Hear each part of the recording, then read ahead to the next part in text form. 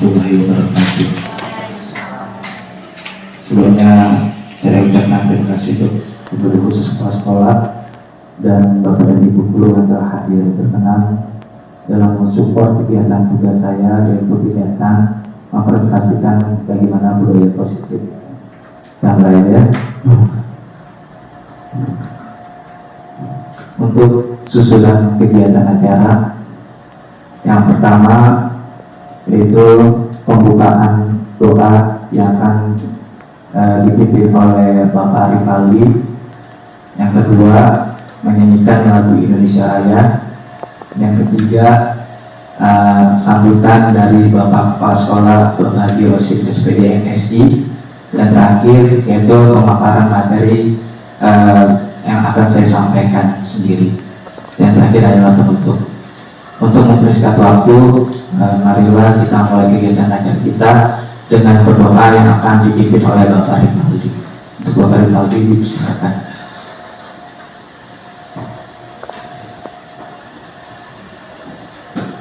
Assalamualaikum warahmatullahi wabarakatuh. Mari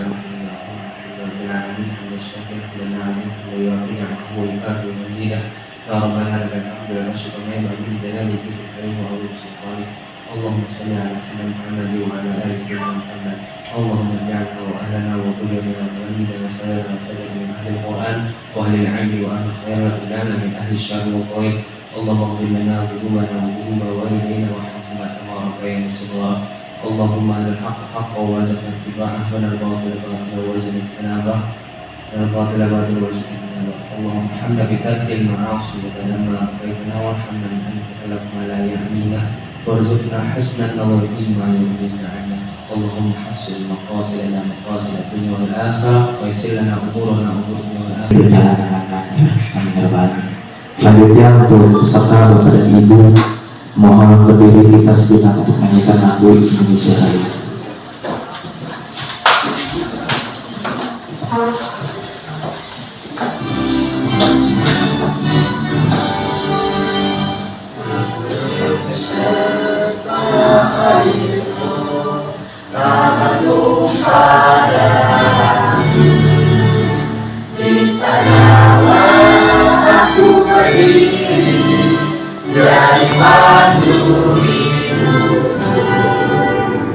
Indonesia bangsaku yang sayang tanah airku, marilah kita berseru, Indonesia bersatu.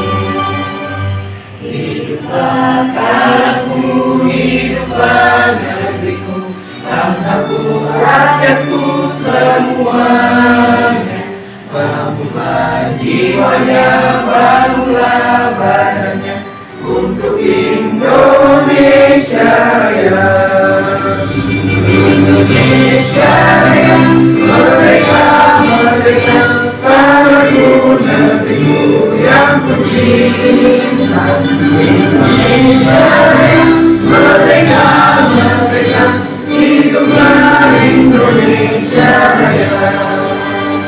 Indonesia Raya, merdeka, merdeka, tanahku, negeriku yang tercinta.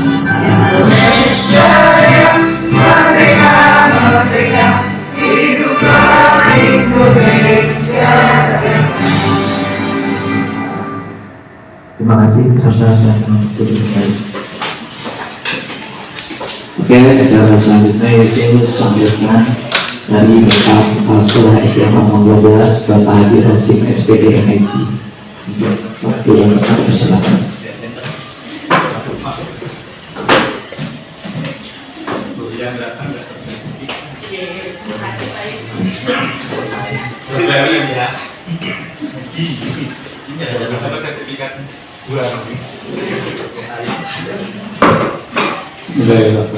Assalamualaikum warahmatullahi wabarakatuh. Alhamdulillahirrahmanirrahim.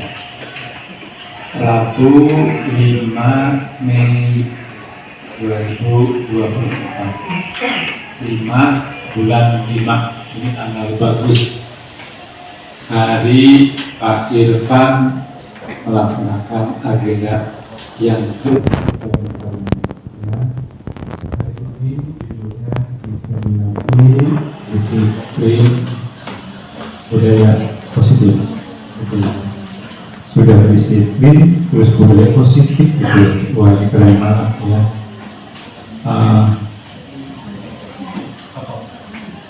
Bapak Sekolah Berbagi Dosen SPDMSI. Selanjutnya yaitu penyampaian materi yang sendiri saya akan sampaikan. Pak Teman izin berdiri Pak. Saya sambil mesti saya di belakang. Bismillahirrahmanirrahim. Assalamualaikum warahmatullahi wabarakatuh. Alhamdulillahirrahmanirrahim. Wassalatu wassalamu ala asyrafil anbiya'i wal mursalin wa ala alihi washabbihi wasallam. Allahumma sholli ala sayyidina Muhammad wa ala sayyidina Muhammad. Rabbi sholli sadri wa yassir amri wa hlul 'uqdatam min lisani yafqahu qawli. Amin ya rabbal alamin. Puji dan syukur atas kehadirat Allah Subhanahu wa taala yang dimana kita bisa berkumpul Bapak dan Ibu dalam kegiatan acara saya. Semoga kehadiran Bapak dan Ibu menambah semangat saya serta menambah keberkahan pada hari ini. Amin ya rabbal alamin. Salawat dan salam lalu kita junjungan kepada Nabi besar Muhammad SAW. Pertama saya ucapkan terima kasih banyak untuk Bapak Kepala Sekolah SD Rawang 12 Bapak Haji Rashid SPDMSI yang telah berkenan hadir untuk dalam kegiatan acara presentasi tugas saya itu tentang diseminasi modul budaya disiplin positif. Serta tak lupa saya ucapkan terima kasih juga kepada Bapak dan Ibu yang juga berkenan hadir dalam mendukung kegiatan tugas saya yaitu tentang budaya disiplin positif. Untuk mempersingkat waktu, yang dimana tugas ini saya memasuki sudah kedua kali untuk melakukan presentasi bersama Bapak Kepala Sekolah, Bapak dan Ibu ya, untuk menyampaikan sebuah materi. Dan materi hari ini adalah tentang budaya disiplin positif. Oke, ada 7 poin nanti akan saya sampaikan. Yang pertama itu poin tentang perubahan paradigma belajar. Yang kedua, disiplin positif dan nilai kebajikan. Yang ketiga, teori motivasi, hukuman dan restitusi. Yang keempat, kebutuhan dasar manusia. Yang kelima, restitusi posisi kontrol guru. Keenam, keyakinan kelas. Dan 7 adalah segitiga restitusi. Oke. Yang pertama itu tentang perubahan paradigma belajar. Ya, paradigma belajar itu adalah suatu pembelajaran dengan paradigma baru, merupakan pembelajaran yang dirancang berdasarkan prinsip pembelajaran berdiferensiasi sehingga peserta didik belajar sesuai dengan kebutuhan berdasarkan tahap perkembangan sesuai teori psikologis modern untuk mewujudkan profil pelajar Pancasila. Karena kita di paradigma belajar ini, kita sebagai guru tugasnya adalah mengetahui apa keinginan dari dan kebutuhan dari murid yang untuk mencapai suatu target pembelajaran kita agar materi-materi tersebut bisa tercapai oleh guru ya. Dan disiplin sangat berkaitannya dengan kontrol guru terhadap siswa. Selain paradigma belajar juga saya akan menerapkan tentang apa itu disiplin budaya positif. Boleh dilanjutkan. Nah, di sini di dalam materi saya yang kemarin modul 1.4 itu menjelaskan tentang stimulus respon dan teori kontrol.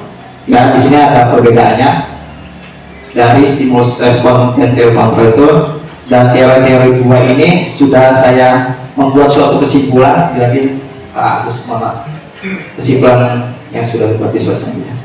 Nah, ini merupakan perbedaan stimulus respon dan teori kontrol. Pengertian dari stimulus respon yaitu yang pertama, realitas kebutuhan kita sama. Yang kedua, semua orang melihat hal yang sama. Kita mencoba mengubah orang agar berpandangan sama dengan kita. Berperilaku buruk dilihat sebagai suatu kesalahan. Orang lain bisa mengontrol saya bisa mengontrol orang lain.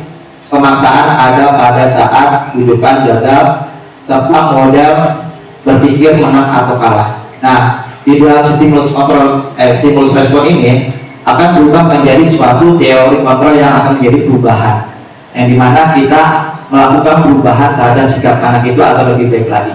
Maka ada namanya itu teori kontrol. Apa teori kontrol itu adalah yang pertama, realitas kebutuhan berbeda.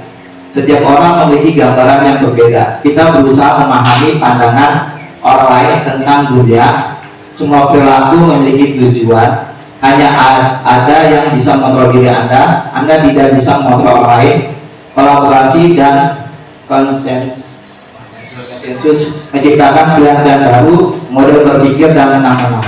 Dan nanti teori-teori ini nanti akan bersinggungan dengan slide-slide selanjutnya yang akan dibahas akan di dalam disiplin materi disiplin. Lanjut, yang kedua adalah disiplin positif dan nilai kebajikan. Disiplin positif, ya. Materi kemarin itu saya ada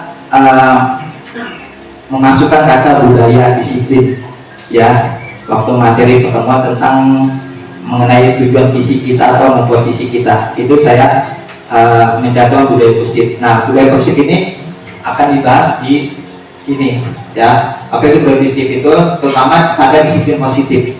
Pengertian dari disiplin berasal dari kata disiplin, ya, yang artinya belajar. Disiplin mengacu pada disiplin diri yang memiliki tanggung jawab terhadap apa yang dilakukan berdasarkan nilai-nilai yang diyakini. Lalu disiplin positif merupakan salah satu cara penerapan disiplin yang bertujuan untuk menumbuhkan kesadaran serta memberdayakan peserta didik tanpa imbalan, penghargaan, ancaman, atau hukuman. Nah, ini penting, ya, dari kesadaran serta memberdayakan peserta didik tanpa imbalan, penghargaan, reward, ancaman, atau hukuman. Jadi sampai ini kan kita nggak tahu, ya, kalau kita tuh kadang sama murid, ayo siapa yang bisa, gitu kan? Wah, ini pintar, ternyata dikasih reward, gitu kan? Nah, ternyata reward itu nanti akan kita bahas. Itu reward itu boleh apa enggak? Terus apa enggak gitu, Pak? Nah, terus hukuman sebelum itu harus, Pak. Ini, ya. Terus ada hukuman. Nah, nanti kan kita kalau anak salah melakukan sesuatu atau apa, ya, dalam mengerjakan atau kesalahan, atau kita lihat ada konflik-konflik yang ada selama kita di kelas, ya, kita sebagai guru biasanya langsung ngejudge, ya, udah kamu salah, udah kamu dihukum, ya, gitu kan? Atau kan kamu berantem, ya udah kamu setrap di depan, gitu kan, berdiri kelas, gitu kan, atau lari, gitu kan. Nah, ternyata hukuman-hukuman tersebut itu nanti kita bahas dan diganti dengan kata restitusi nanti, bukan adanya hukuman kembali. Oke, bagus. Nah, di sini disiplin positif dan nilai kebajikan. Beberapa mikrokonsepsi tentang kontrol yang terdapat dari Dr. William Kaiser, yaitu guru mengontrol murid. Yang kedua, ilusi bahwa semua penguatan positif, efektif, dan bermanfaat. Ilusi bahwa kritik dan membuat orang merasa bersalah dapat menguatkan karakter. Selanjutnya, ilusi bahwa orang dewasa memiliki hak untuk memaksa. Selanjutnya, di sini ada pendapat juga tentang disiplin, ya, berpendapat dengan Daniel Wilson.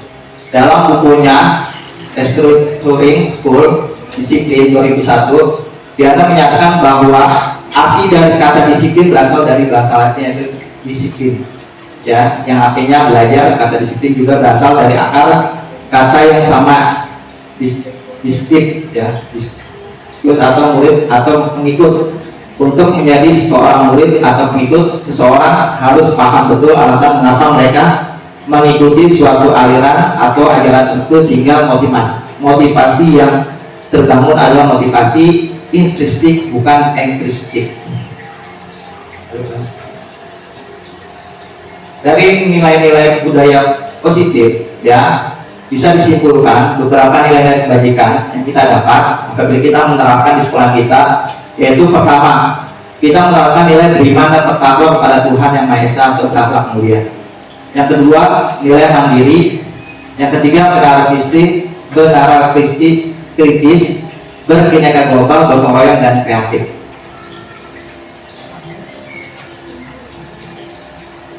Materi ketiga itu tentang teori motivasi, hukuman, dan restitusi. Ya, yang sebelumnya tentang pengertian dari disiplin. Ini ada di modul pembelajaran saya di GGP. Dan perbedaan dari hukuman, konsekuensi, dan restitusi. Ya, nah dari modul ini ada kesimpulan yang saya bisa sampaikan ke Bapak dan Ibu, yaitu slide selanjutnya bagus. Kesimpulannya apa sih perbedaan dari pertama hukuman, konsekuensi, dan restitusi? Kita lihat terdapat 3 kata yang berbeda, yaitu hukuman. Hukuman itu adalah tindakan yang diambil oleh guru atau pihak sekolah sebagai respon terhadap perilaku siswa yang melanggar aturan atau norma yang telah ditetapkan. Yang seperti contoh, ya kayak misalkan anak siswa datang telat, atau kita sebagai guru menghukum atau memberikan hukuman kayak lari, nah itu ternyata tidak diperbolehkan. Ya, dan kedua adalah konsekuensi. Konsekuensi itu adalah hasil atau akibat alami dari perilaku siswa yang dapat terjadi tanpa campur tangan guru. Dan konsekuensi itu tadi misalkan apa hukumannya nih, kayak gitu ya, akan diberikan atau denda atau apa, itu tidak diperbolehkan. Maka dari hukuman dan konsekuensi itu maka adalah kata restitusi. Dan kata restitusi ini adalah untuk memberikan ya karakter anak itu lebih baik atas segala kesalahan yang dilakukannya. Jadi kita sebagai guru itu apabila anak terjadi suatu kesalahan, maka kita sebagai guru itu tugasnya bukan memberi hukuman atau konsekuensi, tapi bagaimana kita untuk membalikan anak itu kepada karakter yang baik, dan anak itu sadar bahwa itu tuh salah, dan bukan saat anak melakukan kesalahan anak itu takut kita apa. Oke, kita mengembalikan kepada karakter yang lebih positif. Itu adalah kata restitusi. Restitusi itu adalah dalam pendidikan adalah upaya untuk memperbaiki kerusakan atau kerugian yang telah disebabkan oleh perilaku siswa. Restitusi itu berfokus pada pemulihan dan tanggung jawab serta mendorong siswa untuk membuat amends atau memperbaiki situasi. Nah, di dalam kegiatan restitusi ini nanti kita sebagai guru itu ada langkah-langkahnya. Ada 3 tahapan restitusi yang harus dilakukan oleh guru. Nanti 3 tahapan restitusi itu nanti di slide selanjutnya kita akan bahas. Ya, sampai sini ada hukum, konsekuensi, dan restitusi. Bagus. Selanjutnya itu teori motivasi perilaku manusia. Yang pertama, untuk menghindari ketidaknyamanan hukuman, apa yang akan terjadi apabila saya tidak melakukan. Yang kedua, untuk mendapatkan imbalan dari orang lain, apa yang saya akan dapatkan apabila saya melakukan. Ya. Yang ketiga, untuk menghargai diri sendiri, saya akan menjadi orang yang seperti apa bila saya melakukan. Ini merupakan teori perilaku manusia. Slide nanti Pak. Oke Bapak dan Ibu, ya di sini ada sedikit perhatian. Ya, dari pengertian hukuman, ya atau konsekuensi atau restitusi. Di sini ada 4 soal. Kira-kira mana yang menurut Bapak dan Ibu itu hukuman dan mana yang menurut Bapak itu restitusi? Hukuman itu berarti kan guru harus mengejas bahwa anak itu salah. Sedangkan restitusi itu adalah guru mengetahui nih kesalahannya apa dan memperbaiki kesalahan guru tersebut menjadi karakter yang lebih baik lagi. Ya, mungkin nomor 1, 2, kakak bro. Mohon izin kalau senior saya kakak, karena kakak angkatan 9. Boleh berpendapat kakak? Boleh Bapak Ibu, silakan untuk berpendapat dari poin 1, 2, 3, dan 4. Yang pertama, membersihkan WC karena tidak membuat tugas. Itu termasuk bagian apa ya? Hukuman. Iya. Nomor 1 berupa adalah membersihkan WC karena tidak membuat tugas. Itu berupa hukuman ya. Langsung memberikan murid yang apa? Tidak mencari kesalahannya dulu, tapi langsung memberi hukuman kayak gitu ya. Dan hukuman itu biasanya sifatnya keras kayak gitu ya. Lanjut yang kedua, membersihkan coretan yang ditulis meja. Itu termasuk hukuman atau restitusi? Iya, restitusi. Restitusi itu berarti dari kesalahan tersebut guru tidak mengejar langsung apa kesalahannya dia, tapi dia lanjut untuk memperbaiki kesalahannya. Itu namanya restitusi. Jadi guru itu menyampaikan, oh kamu tidak coret nih, ya udah kamu ini ya hapus ya. Ya, jangan anak coret meja, besok beli meja baru ya, jangan lupa. Ya, tapi kita memperbaikinya. Restitusi berarti. Hukuman atau konsekuensi, karena ada sih pendapat itu nggak boleh. Lanjut nomor 3, Lari 5 keliling karena bercanda. Mungkin ini guru olahraga bisa menyampaikan apa ini hukuman apa eksekusi. Kalau guru di luar coba cari dulu. Di sini ada guru olahraga di sini? Nggak ada? Nggak ada. Nggak ada, alhamdulillah. Berarti guru olahraga di sini sudah menerapkan restitusi semua. Alhamdulillah. Tahu-tahu bergerak. Nomor 3 itu berarti apa? Hukuman apa restitusi? Hukuman ya, karena berupa keras ya, fisik. Langsung anak ngejas, dia langsung lari. Yang keempat, sadar dan tanggung jawab atas kesalahan karena telah merobek buku teman. Restitusi. Nah, nomor 4 ini nanti kita mengetahui ini tahap restitusi di tahap berapa nanti. Ya, dan nomor 2 ini membersihkan coretan yang ditulis nanti kita tahu di tahap berapa dan langkah membuat restitusi. Oke, bagus. 5 kebutuhan dasar manusia di poin keempat ya, kita memiliki kebutuhan masing-masingnya. Kalau kita kebutuhan pangan, sandang, papan ya, untuk mencapai kebutuhan tersebut. Akan tapi kita nah ini kebutuhan 5 ini apa aja sih nanti? Nah, kita lihat kebutuhan manusia adalah segala sesuatu yang kita lakukan untuk mendapatkan apa yang kita inginkan. Seluruh tindakan yang kita lakukan memiliki tujuan konsisten. Dan semua usaha terbaik kita lakukan adalah dalam rangka agar kebutuhan dasar kita terpenuhi dengan baik. Kalau kebutuhan kita terpenuhi terbaik, berarti otomatis hidup kita aman, nyaman, gitu ya. Tapi kalau salah satu kebutuhan kita yang kita terpenuhi apa? Dampaknya ada kekurangan pribadi kita ya dalam menjalankan kehidupan. Nah, kita lihat 5 kebutuhan 5 ini apa aja sih pengertiannya? Berarti bagus. Kebutuhan dasar manusia menurut Dr. William Glasser. Yang pertama itu adalah kebutuhan bertahan hidup. Kebutuhan bertahan hidup adalah kebutuhan fisiologis, kesehatan, rumah, makanan, dan biologis. Ya, bagaimana kebutuhan bertahan hidup itu berkaitan dengan kebutuhan pokok kita, ya kayak sandang, papan, makan. Ya, selanjutnya adalah kebutuhan penguasaan. Kebutuhan penguasaan itu merupakan kebutuhan pengakuan atas kemampuan, keinginan untuk dianggap berharga, kekuatan untuk mencapai sesuatu, diakui atas prestasi dan keterampilan, didengarkan dan memiliki harga diri. Nah, kebutuhan penguasaan itu maksudnya adalah contoh hal kecil seperti anak tersebut berprestasi misalkan mendapat raih kejuaraan 2 SN. Nah, gitu kan. Dan tapi anak tersebut kecewanya itu karena guru tersebut tidak melakukan respon. Ya, jadi anak tersebut ini ingin kebutuhan penguasaan itu ingin diakui. Nah, sebagai kebutuhan penguasaan itu diakui, maka kita sebagai guru merespon balik. Wah, kamu hebat ya nak, kamu luar biasa ya, kamu jawab ya gimana ya, kamu merupakan siswa yang prestasi. Nanti anak tersebut akan senang dengan ucapan seperti itu. Nah, dengan rasa senang tersebut yang disampaikan oleh guru, maka kebutuhan penguasaan anak tersebut telah tercapai. Ya. Lanjut kebutuhan yang ketiga, kebutuhan kesenangan. Kebutuhan kesenangan itu merupakan kebutuhan mencari kesenangan bermain dan tertawa. Contoh, saya seperti kebutuhan kesenangan itu, saya senang loh belajar matematika loh. Ternyata matematika easy related. Ya, guru matematika mungkin ada di sini. Pasti setiap guru matematika senang gitu murid yang ada takut gitu kan. Nah, itu berarti kalau anak tersebut sudah merasa senang dalam pembelajaran matematika, maka anak tersebut sudah memenuhi kebutuhan kesenangan. Tapi kalau ada pembelajaran matematika sangat itu takut atau gimana, rasa cemas, bahkan mungkin ada yang setiap pelajaran matematika kok kita nggak masuk, kenapa gitu kan? Nah, takut atau apa kok sakit mulu di absennya. Nah, itu berarti ada dampak dari kebutuhan kesenangan ini yang terjadi, ya. Dan tugas kita sebagai guru itu bagaimana kita kebutuhan kesenangan anak itu tercapai supaya anak itu belajar matematika itu agar senang. Lanjut,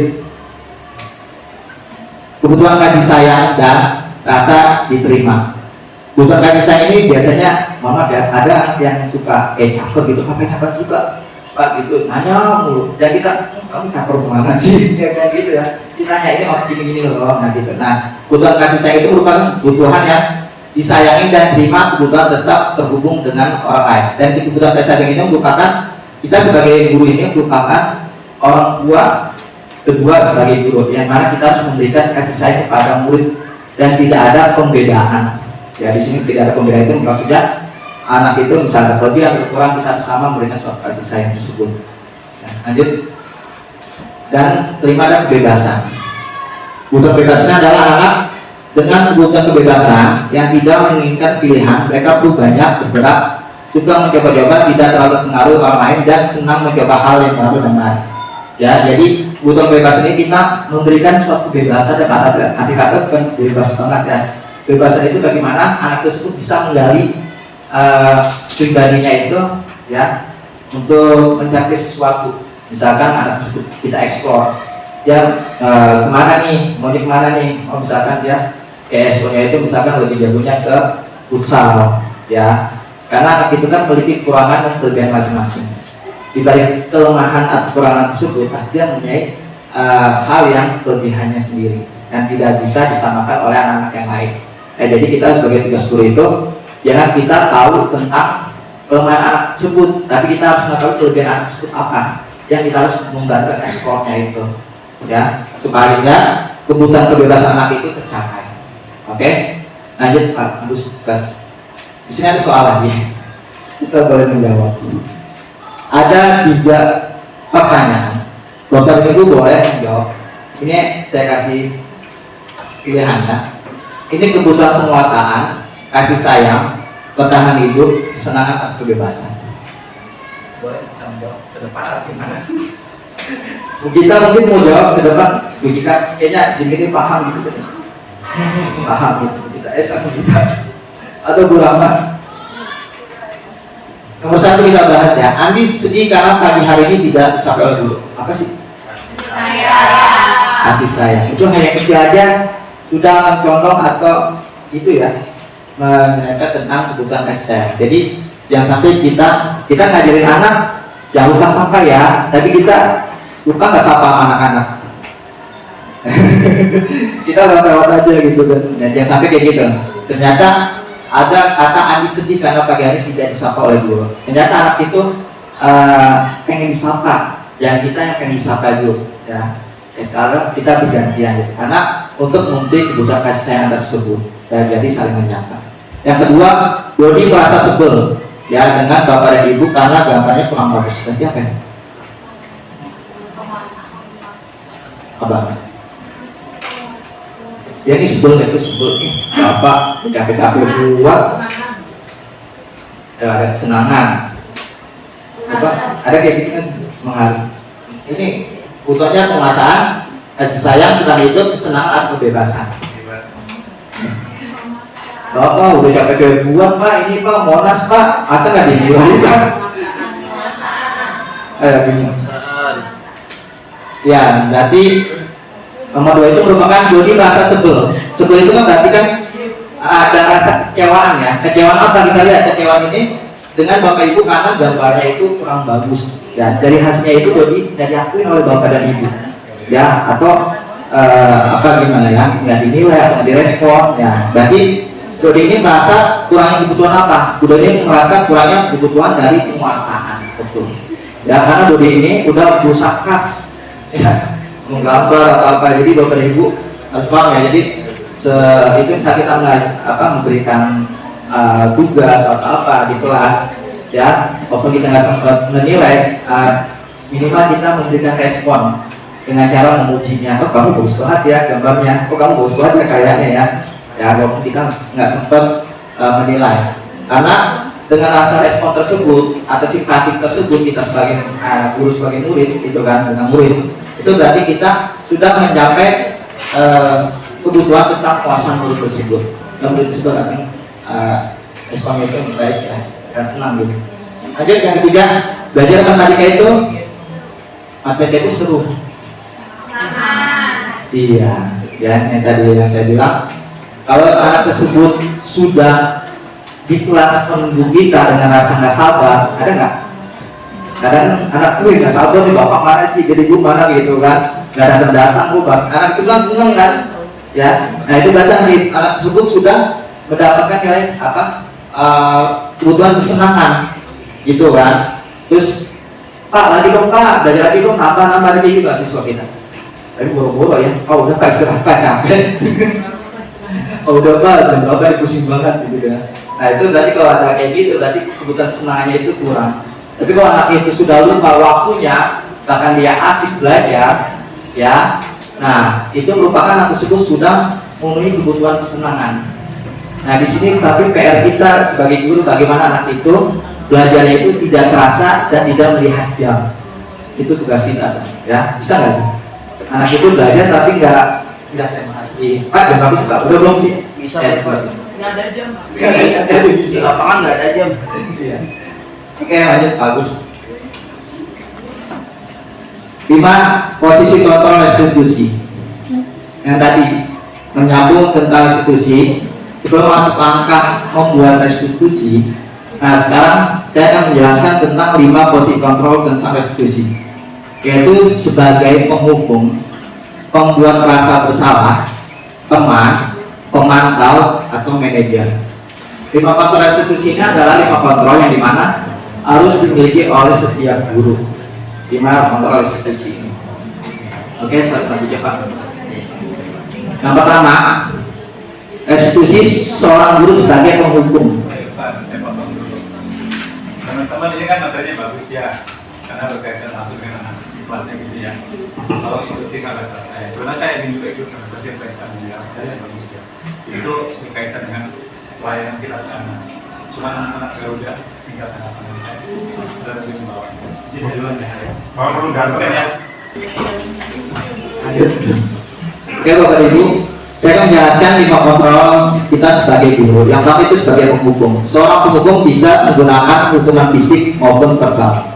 Tapi hukuman fisik itu sudah tidak berlaku ya di sekolah kita, karena sudah peraturannya. Dan kita pun jangan sampai melakukan sebagai penghukum. Orang-orang yang menjalankan posisi penghukum senantiasa mengatakan bahwa sekolah memerlukan sistem atau alat yang dapat lebih menekan rumit lebih dalam lagi. Nah, posisi kontrol penghukum itu biasanya ada kata-kata lakuin aturan saya, gitu. Kamu selalu saja salah, selalu pasti, selalu terakhir selesai. Ada nggak Bapak Ibu seperti itu? Nah, kalau Bapak Ibu ada suatu kata-kata tersebut, berarti Bapak Ibu merupakan sebagai posisi kontrol penghukum. Ya, misalnya salah, gitu kan? Kamu lari, depan, gitu kan?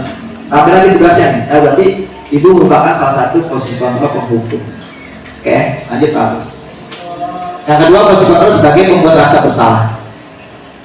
Pada posisi ini biasanya guru akan membuat lebih lembut.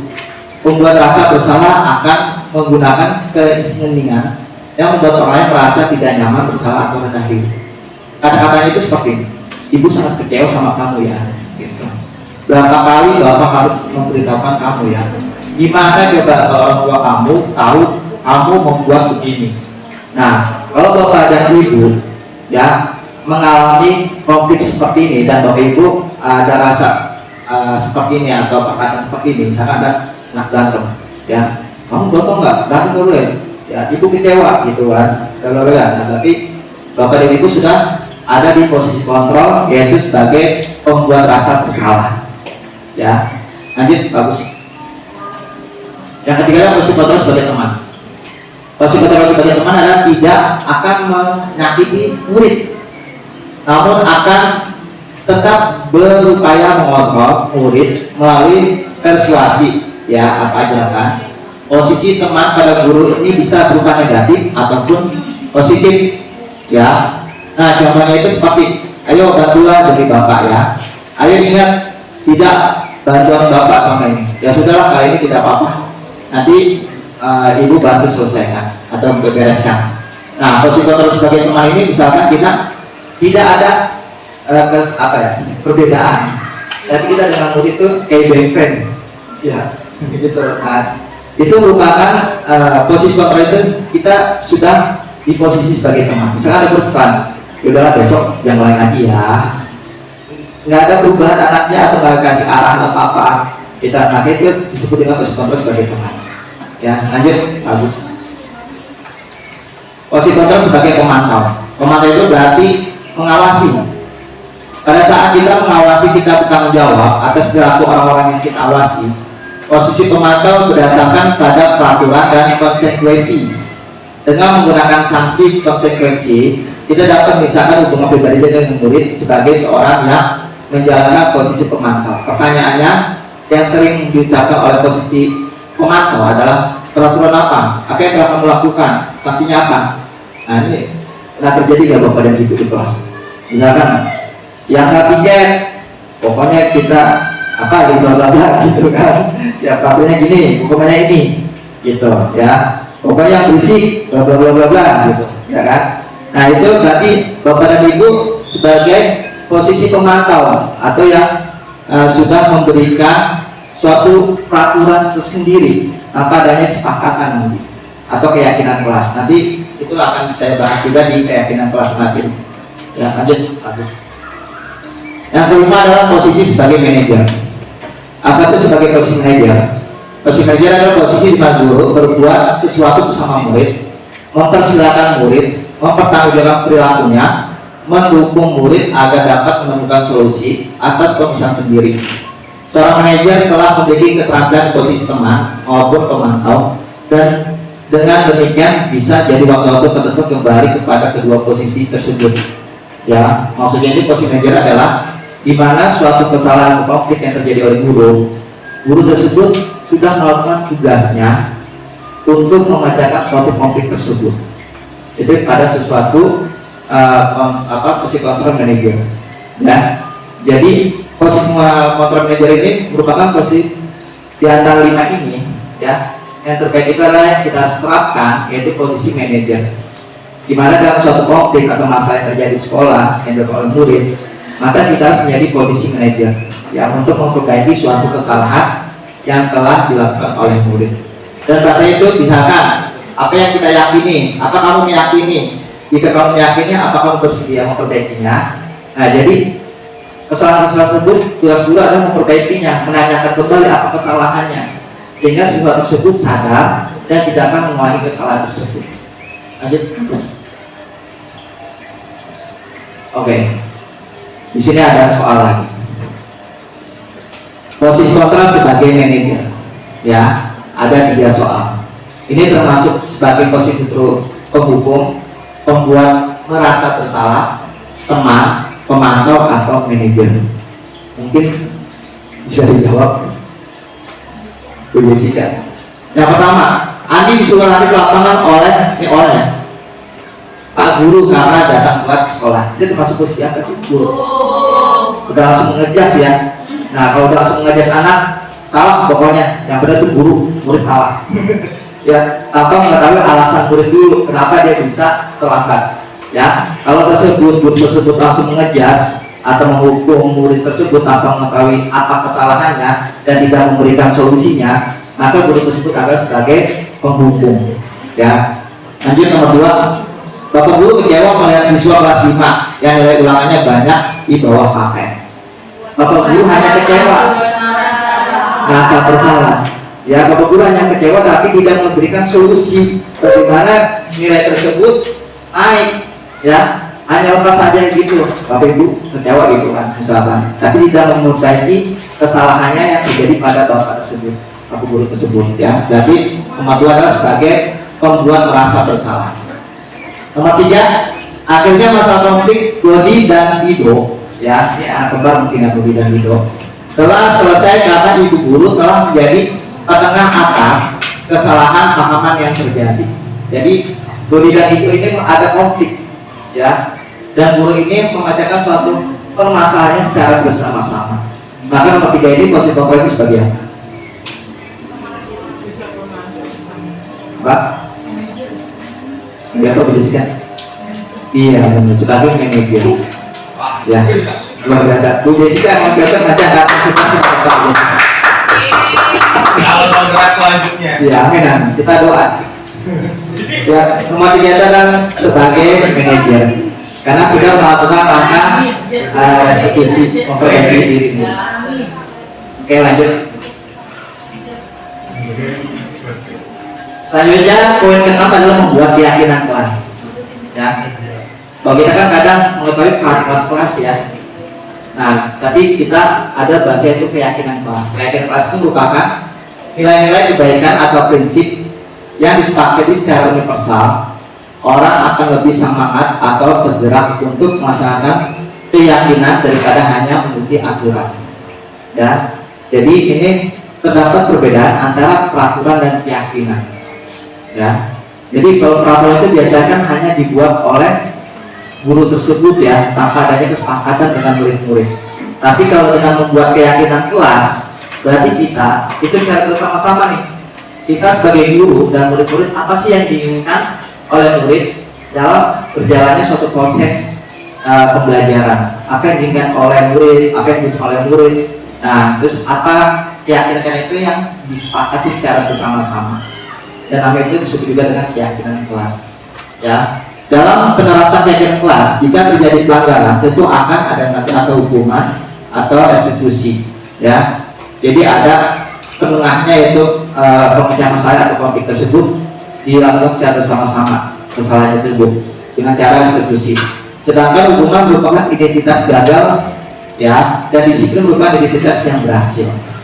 Nah, jadi dalam materi ini saya mengajak Bapak dan Ibu untuk melakukan suatu keyakinan, ya, dalam kelas dibandingkan membuat suatu peraturan dalam kelas. Karena peraturan kelas itu biasanya apa yang inginkan Bapak dan Ibu ya. Sedangkan kalau keyakinan itu dilakukan secara bersama-sama melalui kesepakatan. Lanjut bagus. Membuat keyakinan kelas selalu bersikap positif, senantiasa menjadi lebih baik, percaya dan menghormati orang lain, serta barang miliknya, berkomitmen terhadap tugas, selalu mengucap terima kasih kepada guru setiap selesai belajar. Lanjut bagus. Oke, di sini salah satu contoh ya, membuat keyakinan kelas. Biasanya kalau peraturan kelas kan tidak piket maka akan ini, lambat sekolah datang maka ini, gitu kan, tidak berjalan tugas berapa kali maka ini, itu peraturan. Tapi kita ubah cara kita sebagai guru, yaitu dengan cara membuat keyakinan kelas. Di sisi keyakinan kelas itu biasanya bersifatnya itu abstrak dan berupa positif, ya, yang dimana sepakati oleh anak. Contohnya seperti selalu bersikap positif, ya. Bersikap positif itu kan berarti berkelakuan yang baik ya. Mungkin dalam peraturan atau aturan kelas misalkan tidak boleh berisik, tidak boleh membuli, maka di keyakinan itu dengan bahasa selalu bersikap positif. Yang kedua, senantiasa menjadi diri berbaik. Mungkin dalam peraturan itu maksudnya berprestasi ya, itu ya, lebih kreatif, berinovasi. Tapi dengan keyakinan kelas ada bahasa senantiasa menjadi terbaik, ya. Percaya dan menghormati orang lain serta barang miliknya, ya. Selanjutnya berkomitmen terhadap setiap tugas. Ya, ini saya kata, ya, kata berkomitmen. Dan kata berkomitmen itu termasuk dalam keyakinan kelas dibandingkan dengan tidak mengerjakan tugas, maka hukumannya ini. Itu peraturan.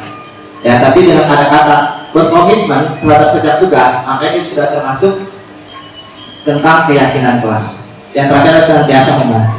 Ini merupakan keyakinan kelas yang saya buat di kelas 5, contoh seperti ini. Ya, yang telah disepakati bersama-sama antara guru dan murid. Lanjut terus. Oke, materi terakhir yaitu materi tentang segitiga restitusi. Ya, dari awal itu telah ada kata-kata restitusi.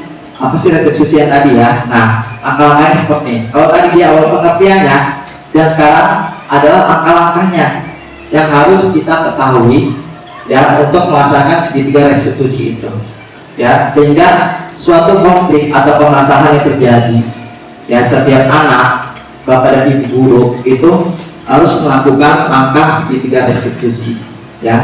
Tujuannya apa? Tujuan dari restitusi itu adalah memperbaiki kesalahan anak dan menyadari kesalahan anak tersebut, ya.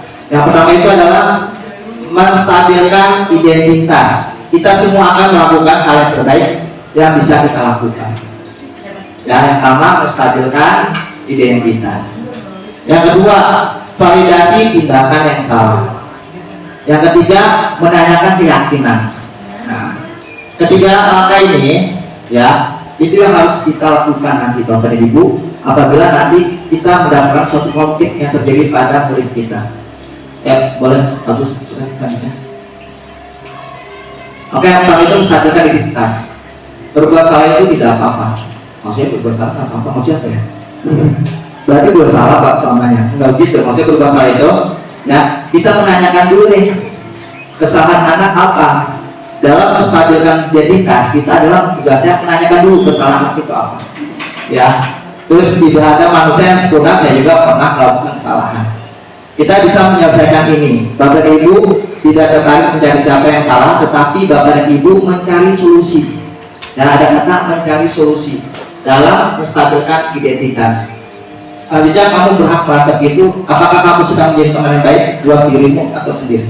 Jadi dalam menstabilkan identitas kita menanyakan nih, ya apa yang terjadi suatu permasalahan tersebut, apa yang menyebabkan permasalahan tersebut. Jangan sampai kita mengejas anak langsung dengan hukuman, ya, tapi dengan langkah-langkah pertama itu menstabilkan identitasnya dulu. Nanti bagus. Yang kedua, validasi tindakan yang salah. Validasi tindakan yang salah adalah kamu pasti punya alasan, ya. Kamu patut bangga pada dirimu sendiri karena kamu memiliki sesuatu yang penting buatmu.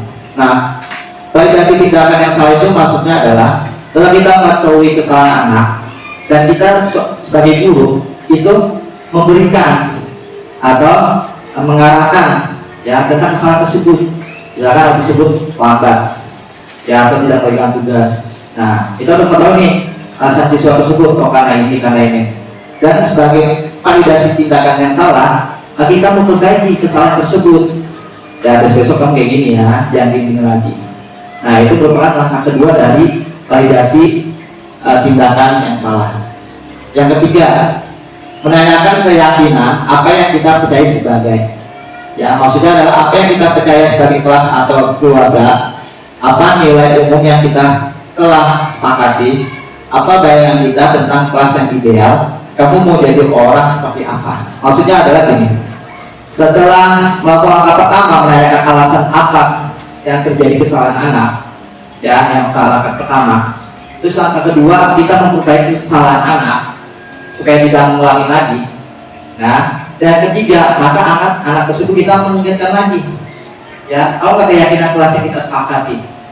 Kalau sudah tahu, kita mengingatkan kembali. Tapi kalau belum kuat, misalkan anak tersebut kesalahan, namun kita belum membuat keyakinan kelas, maka Bapak dan Ibu membuat keyakinan kelas bersama-sama dengan anak tersebut supaya permasalahan tersebut tidak diulangi lagi, ya. Itu namanya langkah ketiga, yaitu tentang menanyakan keyakinan, ya, apa yang kita percaya sebagai dari kesalahan murid tersebut. Oke, itu merupakan 3 langkah restitusi, ya, dalam mengatasi konflik atau permasalahan yang terjadi pada siswa di sekolah kita. Yang pertama kita ingat lagi, bagus coba, ulang lagi. Yang pertama apa Bapak Ibu? Satu, menstabilkan identitas. Yang kedua, validasi tindakan yang salah. Yang ketiga, menanyakan keyakinan. Berarti kalau sudah ketiga ini sudah paham, berarti Bapak dan Ibu alhamdulillah bisa melakukan. Jangan langsung mengejas anak langsung salah, ya. Insya Allah. Kalau ingat Pak. Tapi kadang kalau emosi gimana Bu? Kalau emosi ingat lagi ke restitusi, ya, jangan langsung mengejas anak. Nah, lanjut. Nah, di sini contoh kasus. Pada hari Kamis saat jam pembelajaran matematika di kelas 5, ya, terdapat satu siswa yang tidak membawa tugas, yaitu Aina. Contoh ini saya sudah melakukan videonya sih, ya. Nah, menurut Bapak dan Ibu, bagaimana sikap Anda sebagai guru, ya? Jadi ada siswa di kelas 5, ya. Ternyata anak tersebut nggak mengumpulkan atau tidak membuat tugas. Bagaimana sikap Bapak dan Ibu dalam menangani kasus seperti ini dengan melakukan 3 angka restitusi tersebut? Ada yang bisa menjelaskan? Di Jessica mungkin? Yang belum makan juga? Pak Jessica jadi Pak, sudah mengatasinya Pak kalau anak tersebut nggak bawa tugas. Yaudah kamu pulang aja, Bapak tungguin ya sampai jam 3. Kan rumah saya jauh lah di Bekasi, udah Bapak tungguin di Kubulu. Apa kayak gitu? Ya udah, kamu aku tahu hukumannya Bapak tanya lagi ya, soal latihan lagi ya, sekolah halaman lagi. Boleh Bapak Ibu berpendapat bagaimana Apabila kita mendapatkan kasus seperti ini dan mengerjakan itu dengan cara 3 restitusi. Sholat dulu. Sholat dulu. Yang bertanya apa? Ya, yang pertama hanya kenapa, alasannya kenapa gitu, ya kan? Mungkin ngerjain tugas mana dia nggak masuk kemarin, ya kan? Ada dia lupa atau mungkin dia ketinggalan, ya itu utama adalah menanyakan dulu. Ya kenapa anak tersebut bisa melakukan kesalahannya? Ya kita menanyakan dulu dengan baik-baik. Kesalahan tersebut apa? Yang kedua berarti apa? Kualitasnya sebenarnya berarti apa?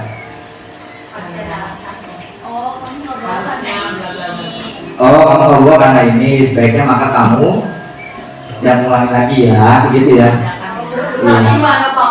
Kalau berulang lagi gimana Pak? Ya nanti melakukan restitusi lagi Bapak dan Ibu. Karena tersebut melakukan kesadaran. Ya. Nah, yang kedua berarti memperbaiki kesalahannya ya. Oh, berarti misalkan anak tersebut nggak bawa buku karena dia tidak masuk. Berarti tugas Ibu Bapak dan Ibu kan memberi memperbaiki kesalahannya. Ya udah, misalnya dia nggak masuk. Jadi kamu kan bisa nanya teman kamu, gitu kan. Jangan sampai kamu alasan lupa atau tidak tahu kayak gitu ya. Berarti dengan menanyakan kepada teman itu berarti Bapak Ibu sudah melakukan langkah kedua, yaitu memperbaiki dan mengingatkan kembali supaya kesalahan tersebut tidak terulang lagi. Nah, yang langkah ketiga adalah menanyakan keyakinan lagi. Coba Rina, kamu tahu nggak kesalahannya ini kan? Karena ini, nah kamu tahu nggak keyakinan kita apa kalau kita membawa tugas? Ya, misalkan kamu berarti tidak menerapkan nilai disiplin, gitu kan ya. Nah, itu merupakan 3 langkah restitusi yang kita harus laksanakan atau kita terapkan nanti kalau apabila ada konflik atau masalah yang dilakukan oleh murid-murid kita. Oke, mungkin selanjutnya alhamdulillah materinya sudah disebut sampai di sini.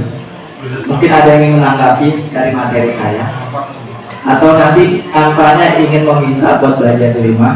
Nanti soal saya share. Mungkin kalau bapak ada buku-buku, ya. Ada yang menanggapi buat ibu? Mungkin buat kakak menanggapi buat masukan adiknya. Silakan kakak. Enggak ada bagus Kak. Terima kasih kan. Mungkin bapak dan ibu ada yang ingin menambahkan untuk pribadi saya? Ada?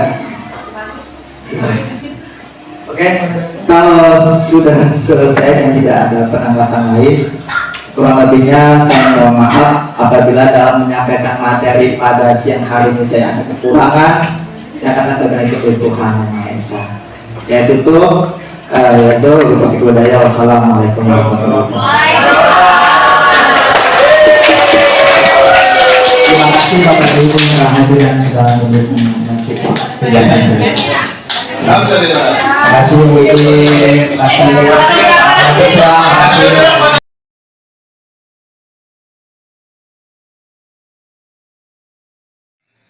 Oke Asraf, kenapa kamu datang kesiangan nanti dalam bentuk upacara bendera? Ya kalau maaf saya ada teman. Kenapa bisa telat Asraf? Iya Pak Irfan, maaf karena saya teman-teman tidak ingin main. Oke, besok jangan main game lagi kalau udah malam ya. Nanti kamu datangnya telat lagi. Baik Pak, maka saya tidak akan kembali nanti. Baik, untuk hari ini ya Bapak maafkan ya. Dan besok kamu jangan main game lagi dan datangnya lebih tepat lagi. Apa kamu tahu tentang kesepakatan kelas kita? Iya Pak, saya sudah tahu namanya dari saya dan saya tidak akan mengulangi lagi. Oke baik Asraf, hari ini Bapak maafkan dan kamu bisa masuk kelas kembali. Baik Pak, terima kasih. Ya, sama-sama.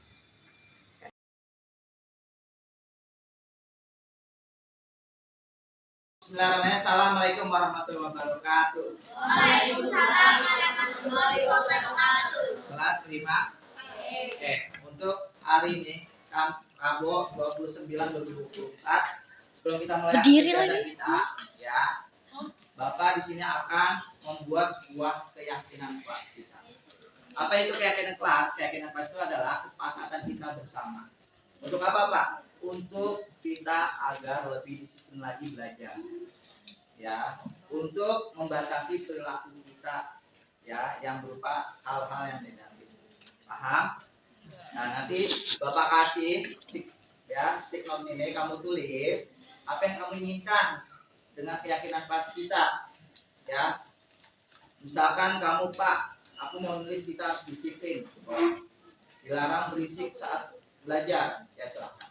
Ya, di sini kita kebebasan membuat sepakatan kelas, tapi yang berupa positif demi perubahan di kelas 5M. Paham semuanya? Nanti ini Bapak bagikan satu-satu ya, ke kamu ya. Dan kamu isi. Setelah itu, kalau udah selesai menulis apa yang kamu inginkan dengan keyakinan kelas kita, maka nanti kita tempelkan di sini. Ya, paham ya? Oke, nanti Bapak bagikan. Oke anak-anak, stop. Ya, kita sudah menulis kesepakatan kita atau keyakinan kelas kita. Nah, sekarang kita menempelkan di papan tulis. Ya, yang sudah selesai boleh langsung menempelkan dari barisan 1 dulu. Silakan barisan 1.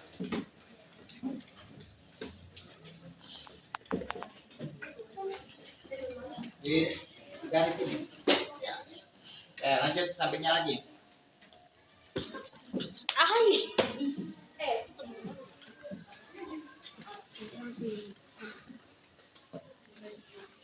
Barisan 2 yuk maju. Barisan 2 sekarang yuk maju. Tempelkan. Ya Sampingnya. Allah.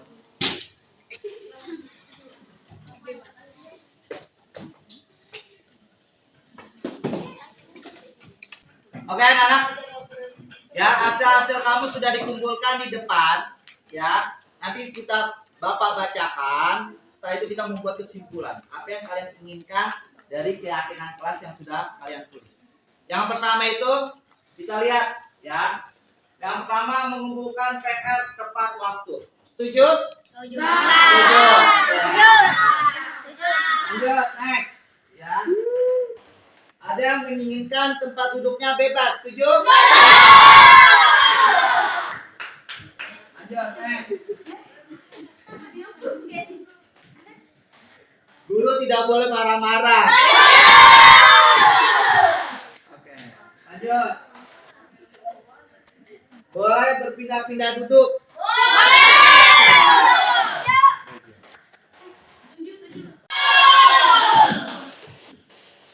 Jangan berisik saat jam pelajaran. Boleh main HP. Bersama. Ya, simpannya itu seperti ini. Yang telah kita buat. 1. Di tepat waktu memakai sarung sesuai aturan. Disiplin menjalankan piket, mendengarkan guru saat belajar dan menghargai sesama. Jadi tidak boleh membuli. Ya. Oke, jadi sepakatan apa yang kita kelas ini bisa kita mulai dari sekarang dan sampai seterusnya. Itu aja yang bisa Bapak sampaikan dan kita semoga bisa menerapkan. Wassalamualaikum warahmatullahi wabarakatuh.